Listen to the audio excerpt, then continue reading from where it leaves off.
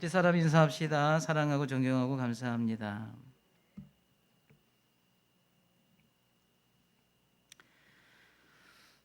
예수님께서 죽으시고 부활하신 후에 제일 먼저 하신 일이 뭔지 아십니까?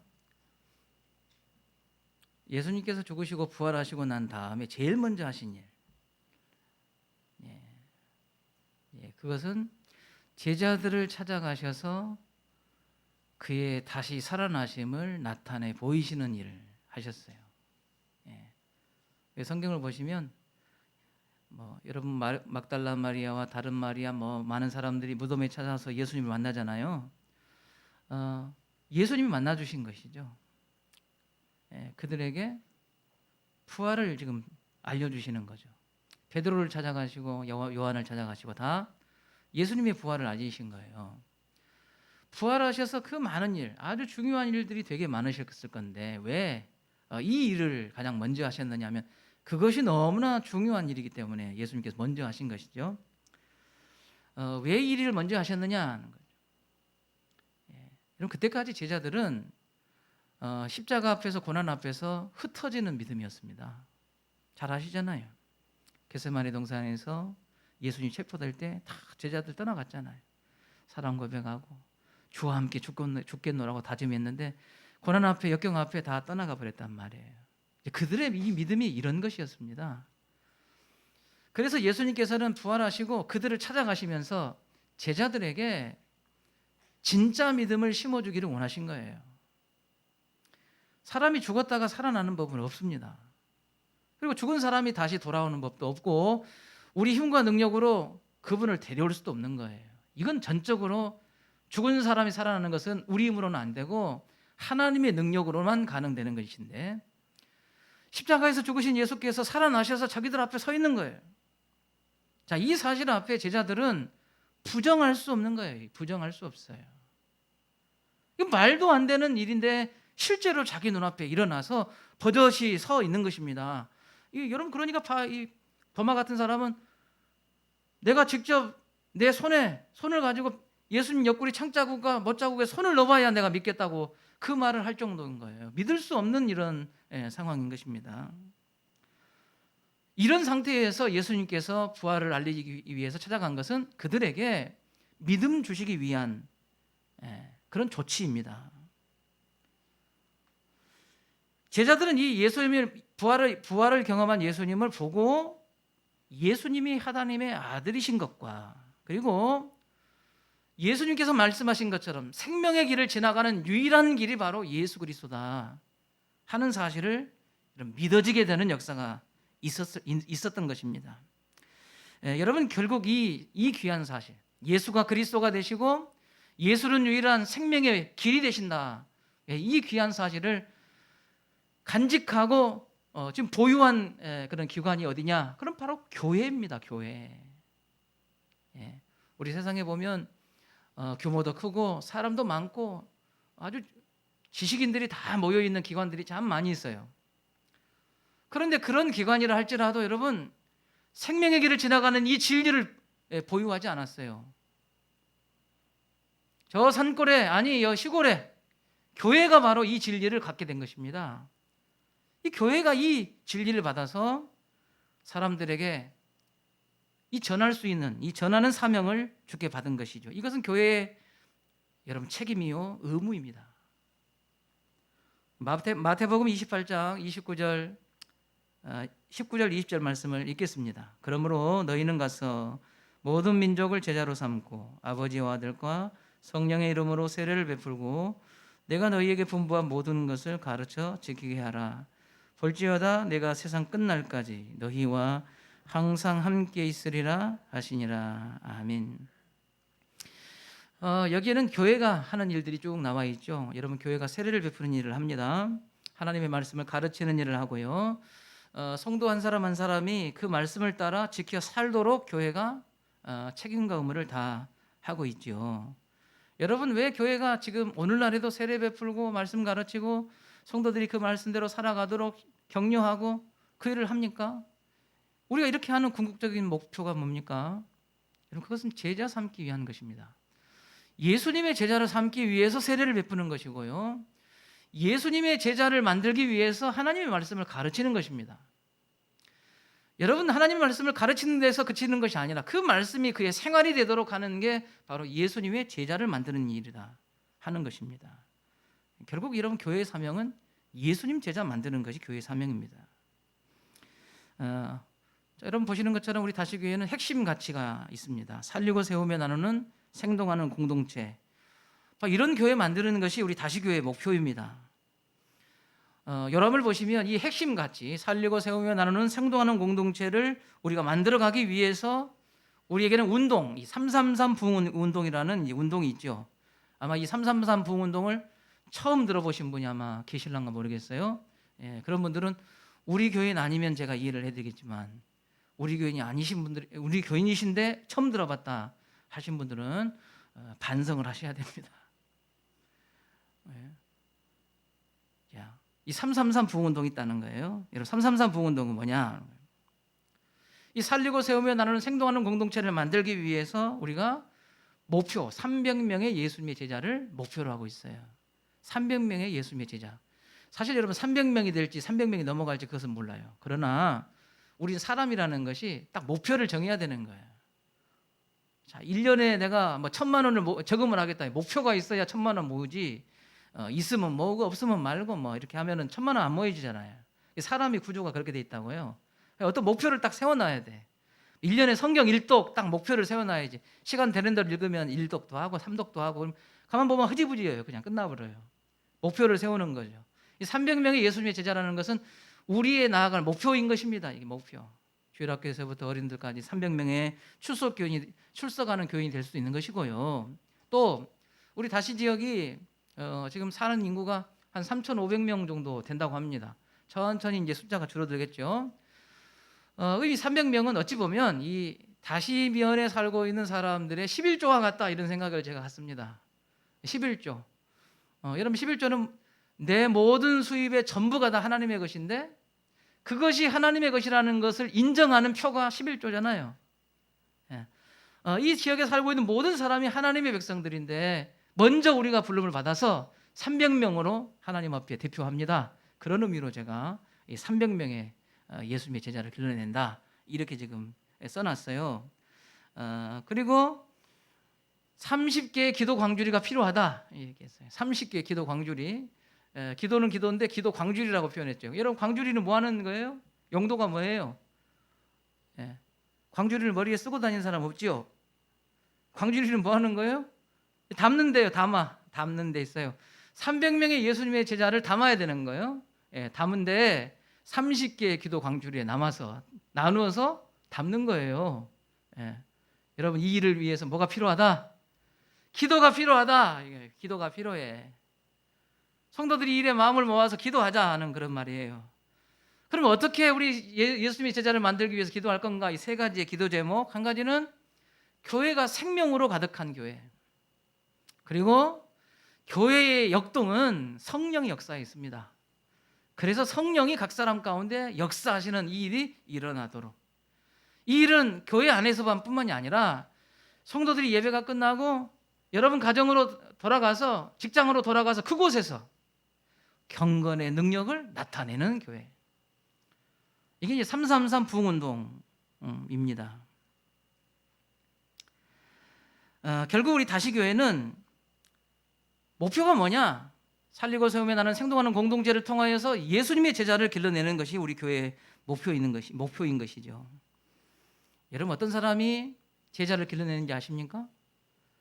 예수님의 제자들이 예수님의 제자를 또한 길러냅니다. 여러분, 예수님의 제자가 충성을 다하고요, 예수님의 제자가 또 다른 예수님의 제자를 길러내는 것이에요. 그래서 교회의 사명이 온전하게 진행이 되려면, 멈춤이 없이 계속 이어지려면 다시교회 한 사람 한 사람이 예수님의 제자가 되어야 되는 거예요. 왜냐하면 예수님의 제자가 되어야 충성하는 것이고요, 예수님의 제자가 되어야 그 제자가 얼마나 가치 있다는 것을 알고 누군가를 또 제자 삼는 것이기 때문에 우리 교회 성도들은 다 예수님의 제자가 되어야 되는 것이 목표가 되어야 된다고 생각합니다. 그런데 우리 지난 교회 역사와 여러분 신앙을 쭉 돌아보세요. 자, 예수님의 제자가 되어야 된다는 것은 알겠어요. 그런데 예수님의 제자가 된다는 건 예수님의 제자가 되고 예수님의 제자로 살고 예수님의 제자를 삼는다는 것이 우리가 알고 동의하는데도 잘 안 됩니다. 이게 지금까지 잘 안 돼 왔어요. 물론 성공도 있습니다만은 우리에게는 실패도 있잖아요. 잘 안 되는 이유가 뭘까요?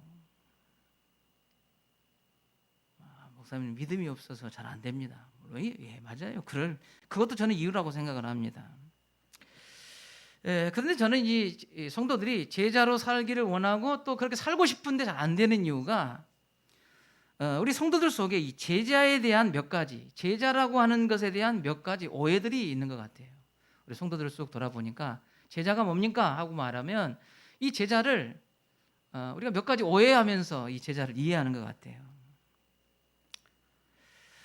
저는 이 오늘 설교를 통해서 이 제자가 된다는 것, 그리고 제자로 산다는 것, 예수님의 제자를 삼는다는 것이 우리 교회 가운데 일어나야 되는데 오해가 이와 같은 일들에 방해가 되고 잘 되지 않는 이유가 된다고 한다면 제자가 무엇인가에 대해서 우리가 들으면서 오해가 이해로 바뀌어져야 된다는 거예요. 예수님의 제자에 대한 오해가 이해로 바뀌어져야 여러분 그때야 비로소 우리가 제자의 길을 걸어가고자 하는 마음이 일어나는 것이죠. 그럼 오늘 이제 우리가 안고 있는 이 제자에 대한 오해들 몇 가지를 여러분에게 소개하려고 합니다. 첫 번째는 우리가 제자라는 것은 사람과 사람 사이에 맺어지는 이런 관계나 호칭으로 우리가 이해할 때가 많은 거예요. 우리 성도들이 제자를 삼아야 된다 하면 이 사람과 사람 사이에 맺어지는 이런 호칭 문제를 먼저 떠올리는 거죠. 여러분 제자라는 말은 가르치는 사람과 가르침을 받는 사람 사이에 있는 말이에요. 어떤 훌륭한 선생님이 계신다고 하세요. 참 극진한 사랑과 애정을 가지고 학생들을 돌아봐요. 그리고 가르치지요. 아이들 인도해요. 이렇게 사랑과 애정을 쏟아붓고 잘 가르치고 돌보는 이 선생님이 어떤 자기가 가르치는 학생을 향해서 얘는 내 제자다. 이럴 때 우리는 제자라는 말을 쓰잖아요. 반대로 똑같이 뒤집어서 나는 학생인데 어떤 내 선생님이 나를 너무나 사랑하고 아끼면서 헌신을 다해서 나를 가르치고 인도하는 거예요. 그러면 내가 어디 가서 다른 사람들한테 가서 나를 어떻게 소개하느냐? 저는 아무개 선생님의 제자입니다. 자랑스럽게 우리가 이야기하잖아. 이럴 때 우리는 스승과 제자 혹은 제자라는 말을 쓰는 것이죠. 오늘 제자가 되고 제자로 살고 제자를 삼으라는 교회의 이 당연한 사실에 대한 이 몇 가지 오해들의 속에는 교회 안에도 이런 이 관계들이 있다는 거예요. 사실은 우리 교회가 여기까지 발전해 나가는 과정에서 교회 공동체 안에는 이와 같은 선생님들이 많이 계셨어요. 참 교인들을 사랑하시고 애정을 가지시고 하나님 말씀으로 잘 가르치고 돌보는 그런 교사들이 계신 것이죠. 그래서 아이들이 무럭무럭 믿음으로 자라가서 오늘이 지금 있는 것입니다. 제자가 되고 제자로 살고 제자를 삼는 것이죠. 이 일이 가능하려면 정말 애정 가지고 사랑 가지고 돌보는 그런 교사가 꼭 필요한 것입니다. 그런데 이것이 문제다는 것입니다. 그래서 나를 사랑해주고 애정을 쏟아붓고 말씀을 가르치시고 돌보는 사람을 우리는 그 사람을 향해서 이제 제자라고 떠올릴 때가 많아요. 이게 잘 이해가 안 되실 거예요. 여러분 예를 들어 드릴게요. 요즘에는 인터넷 세대가 돼가지고 유튜브를 켜면 전국에 있는 목사님들이 다 나옵니다. 예. 여러분 좋아하시는 목사님들 계시죠? 예, 있을 거예요. 있어. 다 계셔. 뭐 이찬수 목사님도 계시고 뭐 누구도 다 계시고. 제가 어떤 성도님, 제가 다른 광주에 있을 때 어떤 교인 서울에서 이사 오신 분을 제가 만났어요. 그래서 집사님이라고 하시더라고요. 그래서 집사님, 그전 교회 어디 교회 다니셨어요? 그러니까 그냥 자신 있게 저 여의도 순복음교회 다녔습니다. 그러면서 저는 조영기 목사님 밑에서 신앙생활을 해왔습니다. 우리가 사실은 제자를 생각할 때 우리가 뭘에 대하여 자부심을 갖느냐 하면 큰 교회, 도시교회, 훌륭하고 그냥 영향력 있는 지도자, 그들 밑에서 내가 신앙생활 한 것에 대한 자부심을 갖고 있는 거죠. 그분으로부터 많은 영향을 받았다는 거예요. 그분의 돌봄과 가르침을 제가 받아서 지금 여기까지 섰다 하는 이런 인식들이 우리에게 지금 있는 것이죠. 여러분 건강한 교회나 건강한 신앙인들 뒤에는 실제로 이렇게 애정과 사랑을 가지고 말씀 가르치고 돌보는 훌륭한 선생님들이 다 계셔요. 우리는 그런 분들의 수고와 희생으로 건강한 교회로, 건강한 성도로 지금 성장해 온 것이 사실입니다. 그러나 예수님의 제자가 되고 예수님의 제자로 살고 다시 제자 삼게 하는 일은 훌륭한 선생님, 그 선생님이 그렇게 나를 만든 것이 아니에요. 하나님께서 그렇게 하신 것입니다. 하나님께서. 여러분 고린도 교회를 보면요, 지도자를 중심으로 한 교회가 분쟁이 시작되는 것을 볼 수 있어요. 그래서 고린도 교회에서 사역했던 아볼로를 중심으로 해서, 그리고 또 바울, 베드로 중심으로 해서 교회가 성도들이 막 나눠졌어. 나는 누구가 좋다는 거예요? 아볼로가 좋다는 거예요. 나는 베드로가 좋다는 거예요. 나는 바울이 좋다는 거예요. 그래서 누가 좋나? 이 지도자가 훌륭하냐? 저 지도자가 훌륭하냐? 사실 아볼로나 바울이나 베드로나 정말 성도를 향하여 헌신하고 사랑하고 말씀을 가르치고 돌보는 정말 훌륭한 분이에요. 그런데 이들이 지금 뭘 가지고 교회 공동체에서 다투고 있어요? 나는 그들의 제자라는 거예요. 나는 바울의 제자다. 나는 아볼로의 제자다. 나는 베드로의 제자다. 그들에게 영향을 주고 애정을 쏟아붓던 그 지도자들을 나의 스승으로, 그리고 내가 그의 제자로, 그리고 교회 분쟁이 막 일어나는 거죠. 이걸 보다 못해 어떤 파가 또 생겼어요? 다 집어쳐라, 나는 예수파다. 예수파가 나와가지고 거기에다가 예수파가 평화를 도모해서 교회를 평안케 한 것이 아니라 또 그 중에 한 파가 돼가지고 또 넷이서 이제 싸우는 거예요. 여기. 자, 우리는 뭘 지금 떠올리게 되냐면, 나를 사랑하고 나에게 애정을 쏟아붓고 나를 가르쳐주고 나를 인도해준 그 사람을 우리가 스승으로 알고 우리 눈에 보이는 그분들을 또 존경하고 사랑한다는 것이죠. 그러나 바울은 고린도전서 3장 5절과 7절 말씀에서 분명히 이 사실을 짚어가고 있어요. 자, 이 말씀 보시고 한번 읽겠습니다. 그런즉 아볼로는 무엇이며 바울은 무엇이냐? 그들은 주께서 각각 주신 대로 너희로 하여금 믿게 한 사역자들이니라. 나는 심었고 아볼로는 물을 주었으되 오직 하나님께서 자라나게 하셨나니 그런즉 심는 자나 물 주는 이는 아무것도 아니로되 오직 자라게 하시는 이는 하나님뿐이니라. 아멘. 우린 눈이 있기 때문에 나를 사랑하고 애정을 쏟아부는 사람을 잘 알아봅니다. 그리고 그 참 탁월한 가르침, 그리고 돌봄, 참 이런 것을 사실은 떨쳐버릴 수가 없어요. 그러나 이것은 본질이 아닙니다. 목표가 아니에요. 우리가 건강한 교회, 건강한 성도가 되는 것을 목표로 한다고 한다면 우리는 이런 지도자들 뒤에서 그들을 붙여주셔서 사랑과 애정으로 우리를 가르쳐 주시는 하나님, 그 하나님을 우리가 찬양할 수 있기를 바라는 것입니다. 뒤돌아보면 나를 전도한 분이 계실 거예요. 나를 위해서 기도해 주신 분, 그리고 오래 참고 기다려 주신 분, 참 고마운 분들이 많았어요. 그래서 지금 오늘 제가 여기까지 여러분이 있는 것 아닙니까? 그러나 나에게 그런 분을 붙여주신 분은 예수님이셔요. 그분들의 가르침을 통해서 다시 나에게 깨우쳐 주신 분도 사실은 예수님이시고, 그 깨우침을 통해서 감동을 받고 그렇게 살도록 우리를 양육하신 분도 여러분 교사 선생님이 아니라 바로 예수님이신 것입니다. 그래서 우리는 누구의 제자입니까? 우리는 그래서 예수님의 제자인 거예요. 예수님의 제자인 것을 우리는 자랑하고 예수님의 제자인 것을 우리가 자부심을 가져야 되는 거죠. 다시교회 성도이기 때문에 자부심이 아닌 거예요. 훌륭한 목사님 밑에서, 그렇게 훌륭한 분 밑에서 내가 신앙교육을 받았기 때문에 내가 자부심 있는 것이 아니라 예수님의 제자이기 때문에, 예수님이 나의 선생이기 때문에 우리는 자부심을 느끼고 자랑하는 것입니다. 이것이 바로 건강한 교회입니다. 이게 바로 건강한 성도라고 할 수 있는 것이죠.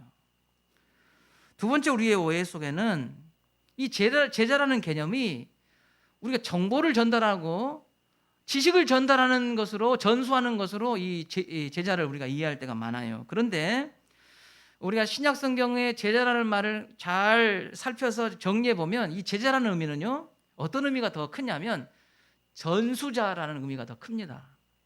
전수자. 누구누구의 뒤를 이은 제자가 아니라 더 무겁고 더 중요한 전수자라는 의미가 더 크다고 저는 생각이 됩니다. 마태복음 5장 1절 말씀을 여러분 보시면, 자, 읽겠습니다. 예수께서 무리를 보시고 산에 올라가 앉으시니 제자들이 나온지라 그랬어요. 5장 1절 말씀, 마태복음 5장 1절 말씀이 신약 성경에서 제일 먼저 제자라는 말이 나와요.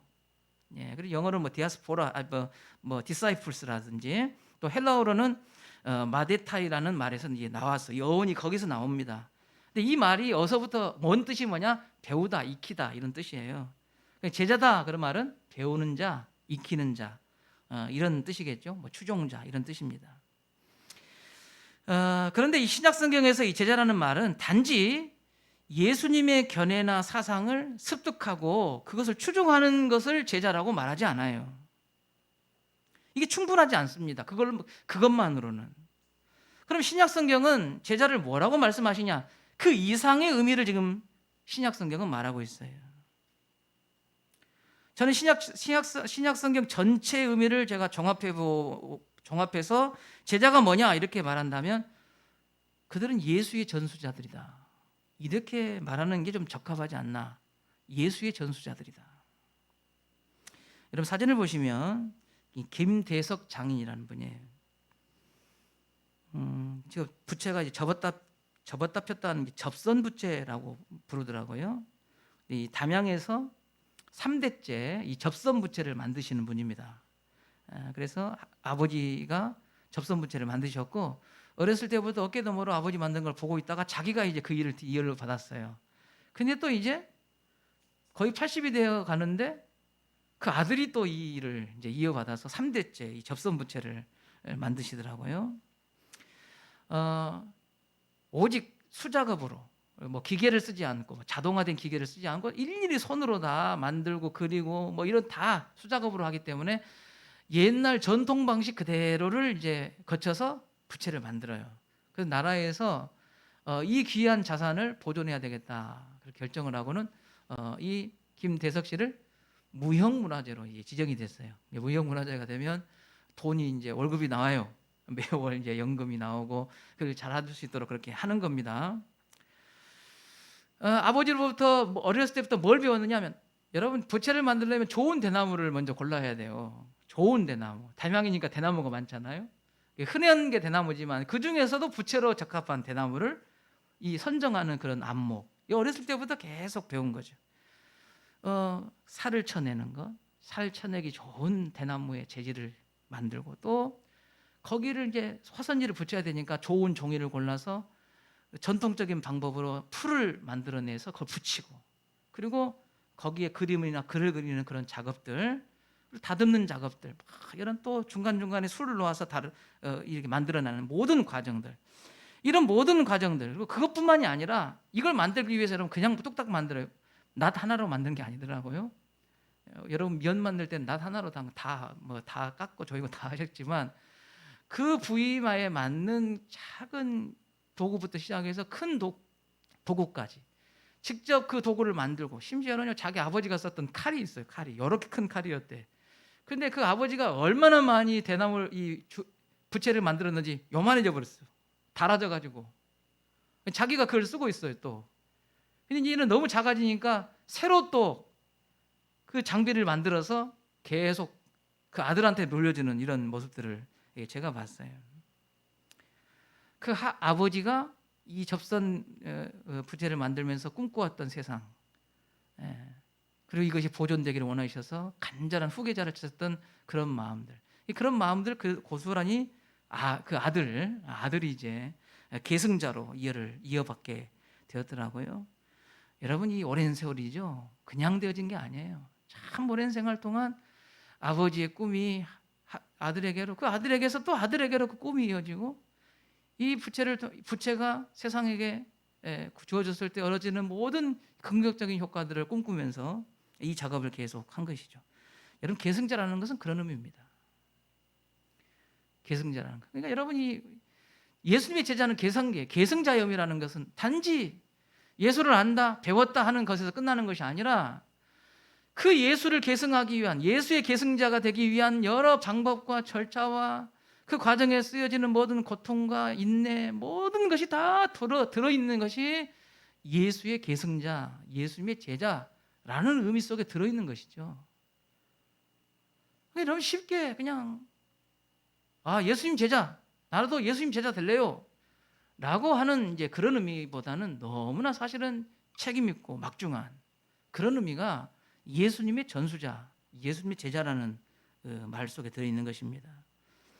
전수자는 그 스승의 지식을 계승하고 방식과 모양도 그대로 계승하고, 그리고 그 스승의 정신이나 방향 혹은 목표까지 그대로 계승해서 자기를 대신하여 이어갈 또 다른 제자에게 이 모든 것을 흘려보내는 자가 바로 계승자입니다.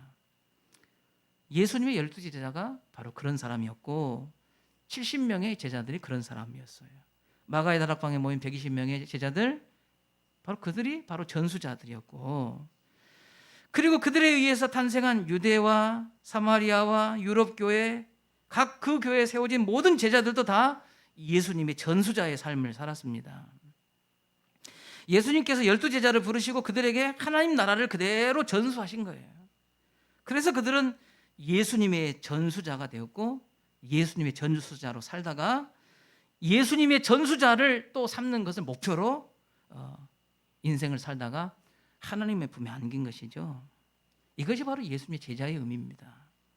세 번째로는 우리가 갖고 있는 오해 중에 한 가지는 예수님의 제자를 많은 성도들은 교회 안에서 믿음이 좋다고 하는 사람들이 바로 예수님의 제자라고 생각하는 것입니다.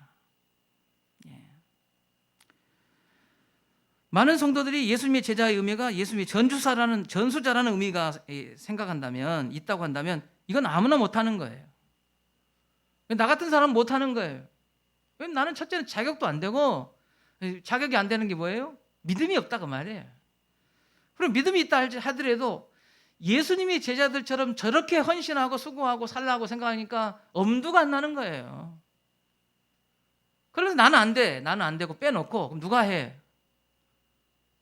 적어도 예수님의 제자, 전수자 정도면 목사님이나 선교사, 그리고 우리가 좀 교회 오래 다니는 장로님, 권사님, 안수집사님 이런 분들 저분은 바로 예수님 제자의 길을 걸어가는 것이고, 그럼 나는 가고 싶어도 자격이 안 되고, 나는 그 길을 가고 싶어도 못할 것 같고, 그러니까 나는 예수님의 제자가 아닌 거예요. 나 말고 다른 사람. 여러 가지로 부족한 자신을 예수님의 제자에 해당된다고 여러분 생각하지 않는 것이 사실은 여러분 저는 오해라고 생각해요. 예수님 주변에는 항상 많은 사람들이 있었어요. 아주 셀 수 없는 많은 사람들이 있었잖아요. 제가 이 셀 수 없는 많은 사람들을 이제 부류로 이렇게 세 부류로 쭉 나눠 보면요, 첫 번째 부류는 반대자입니다. 예수님의 반대자들. 바리새인, 서기관들, 예수님 반대자거든요. 그리고 두 번째 부류는 무리라는 부류입니다. 무리. 예수님이 갈 때마다 수만 명의 무리들이 따라다녔어요. 무리라는 부류가 있고, 세 번째 부류는 예수님의 제자라는 부류가 있어요. 이 세 가지. 반대자, 무리, 예수님의 제자. 이 세 부류가 예수님 주변에는 분류가 되어 있어요. 반대자들을 가만히 보시면 이 반대자들은요, 자기의 생각이나 방식에 예수님이 맞지 않으면, 그리고 예수님의 방식이 나에게 해가 된다고 생각한다면 예수님을 죽여서라도 자기의 신념과 인생을 지키려고 하는 사람들이에요. 반대자들이죠. 그래서 이런 표현을 죄송합니다만, 예수 그 같은 게 뭐라고, 지가 뭔데 까불고 있어, 처리해버려. 이 반대자인 거죠. 나는 이렇게 생각하는데 너는 다른 이야기를 해? 제 입을 막아. 이렇게 사라지게 해버려야 돼. 이런 반대자들인 거죠. 그러나 이 반대자와 전혀 반대쪽에 서 있는 제자들은 전수자로 살면서 예수 그리스도를 전하는 그런 인생을 살면서 자기의 생명을 또 쏟아붓는 이런 일들을 한 거죠. 그러나 이 중간에 끼인 이 무리가 지금 문제입니다. 여러분, 무리는 어떤 사람들입니까? 성경 보니까 무리는요, 예수님과 함께 하지만 자신의 세상적인 욕심을 예수님께서 채워줄 때는 예수님의 제자와 같아요. 제자처럼 살아요. 그러나 내가 원하는 세상적 욕심을 예수님께서 채워주지 않을 때는 점점 예수님께 멀어지기 시작합니다. 그리고 심지어 떠나가고 결국 반대자의 모습으로 다시 돌아와요. 급기야는 그렇게 되고 만다는 거예요.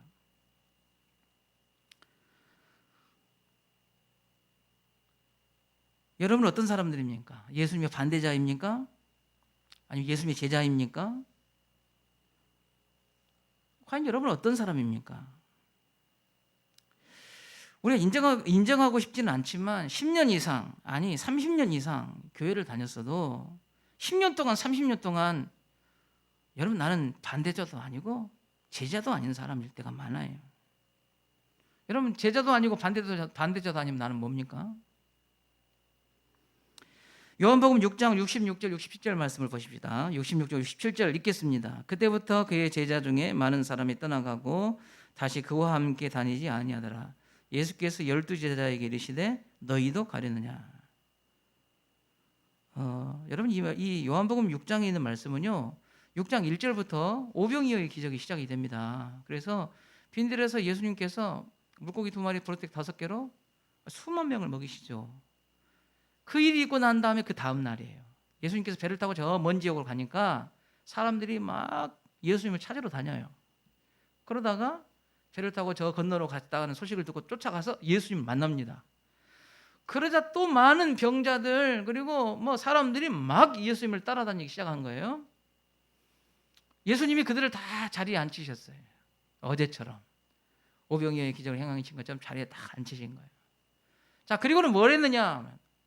설교를 하기 시작해요. 야, 여러분 이게 중요한 거예요. 지금 설교를 하는 거예요. 설교를 하는데 심각하면서 길게 또 하셔요, 막. 제자들이 처음에는 듣고 있다가 점점 어떤 생각이 드냐면 그만 좀 하지 이제. 그거 말고 기적을 좀 해야 되는데, 보여줘야 되는데, 정자 좀 고치고 막 귀신 떠나가고 우리 그거 보러 왔는데, 앉혀놓고 뭔 천국 복음을 한다고 막 그걸 하고 있네. 그리고 어제같이 좀 말이요, 배고파 죽겠구만 떡도 주고 막 그러지. 떡을 줄 생각은 안 하고 엉뚱한 설교를 계속 하는 거예요. 여러분, 그러자 이 무리가 어떻게 반응하고 있느냐? 떠나가 버렸어요. 예수님이 다 떠나갔습니다. 심지어 오늘 6장 66절 17절 보니까 제자들 중에도 많은 사람이 떠나가고 그랬어요. 무슨 말이에요? 세상적인 욕심이, 예수님한테 세상적 욕심이 좀 채워져야 되는데 병 낫고 말이에요, 부자 되고 마음이 평안히 찾아오고 말이에요, 이게 문제가 막 해결이 되고 막 이걸 우리가 바라고 왔는데 그런 일들은 해결이 안 되고 자꾸 성경 말씀을 보고 막 이렇게 하는 거예요. 그러니까 어떤 생각이 드냐? 내가 지금 이거 바라고 왔나? 그래서 점점 멀어지다가 결국 예수님을 떠나는 사람들, 오늘 이들은 무리라고 부른다는 거예요. 오늘 예수님께서 뭐라고 말씀하시냐? 제자들에게 이런 말씀하셔요. 너희도 가려느냐? 너희도 가려느냐? 이렇게 말씀하시죠. 저는 우리 성도들에게 이런 질문을 드리고 싶습니다. 여러분, 예수님의 제자가 누구라고 생각하십니까?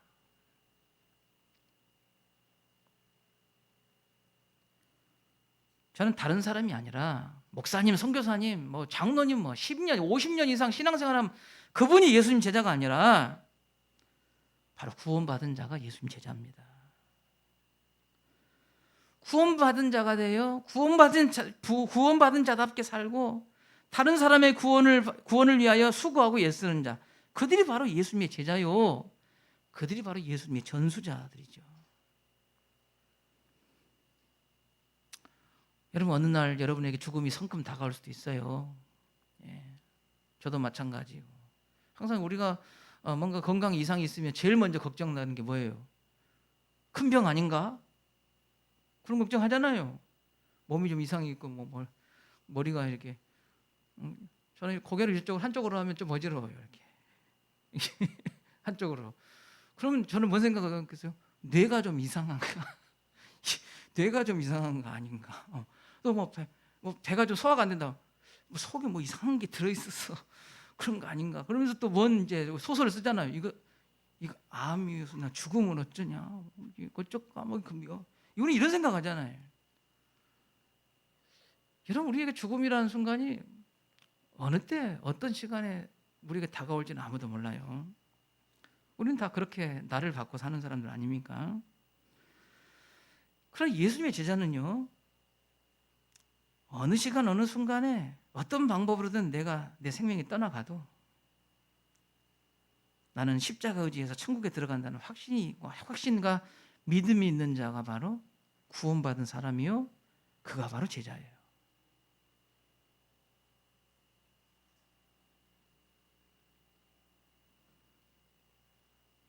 여러분이 교회 나온 지 얼마 안 됐어도, 목사가 아니고 선교사가 아니고 장로나 권사나 집사님이 아니어도, 내가 지금 죽어도 십자가 의지하여 나는 천국에 들어간다는 믿음이 있다면 여러분이 바로 제자입니다. 많은 성도들에게 당신은 반대자입니까? 제자입니까? 물어보면 여러분 뭐라고 다 많은 분들이 뭔 생각하는지 아세요? 나는 반대자는 아닌 것 같아. 그럼 예수님이 제자입니까? 그것도 대답 못 할 것 같아. 그것도 아닌 것 같아. 그러면 반대자도 아니고 제자도 아니면 그건 뭡니까? 그러니까요. 나는 뭐죠? 무리입니다, 무리. 인정하기 싫지만 무리예요. 무리는 교회에 나와서 하나님의 이름을 부를 때 세상에서 고통 얻기만을 바라요. 내가 원하는 것이 주어지면 그보다도 좋은 일은 없죠. 그러나 원치 않고 그 일이 해결되지 않으면 언제든 뒤로 물러갈 것을 먼저 생각해요.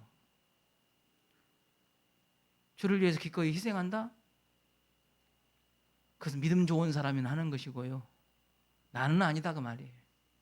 여러분, 우리가 많은 교회 공동체 안의 성도들이 20년 50년 신앙생활 하는데 여전히 무리의 수준에서, 무리의 자리에서 머물러 있는 성도들이 참 많아요. 여러분이 한번 물어보세요. 여러분 반대자입니까? 예수의 반대자이십니까? 아니면 예수님 제자입니까? 아니, 나는 반대자도 아니고 예수님 제자도 아니면 난 뭡니까? 사실 여러분, 부끄럽지만 여러분 무리인 것이에요. 무리예요. 언제든 떠나갈 수 있는 사람, 인내의 한계가 다다르면 언제든 떠나갈 수 있는 사람, 여러분 그들이 바로 무리이죠. 구원받은 성도는 자격이 없다고 말하지 마십시오. 나는 예수님 제자가 될 자격이 없어요. 아니, 예수님 제자는 그들이 된 것이 아니라 예수님께서 그들을 택하신 것이죠. 내가 제자가 아니라고 말하지 마십시오. 예수님의 십자가가 죄인이며 괴수인 나를 가리고 있다면, 그 십자가가 나를 덮고 있다면 여러분은 예수님 제자가 맞습니다.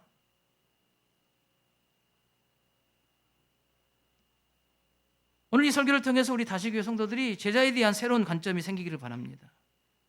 나를 가르치거나 영향을 준 분이 내 스승이 아닙니다. 예수님이 나의 스승이십니다. 제자는 단지 예수님에 대한 정보나 지식을 보유한 사람이 아닙니다. 그것을 뛰어넘어 예수의 전수자입니다. 여러분, 예수의 전수자들은 가난하더라고요. 전수자들은 외롭더라고요.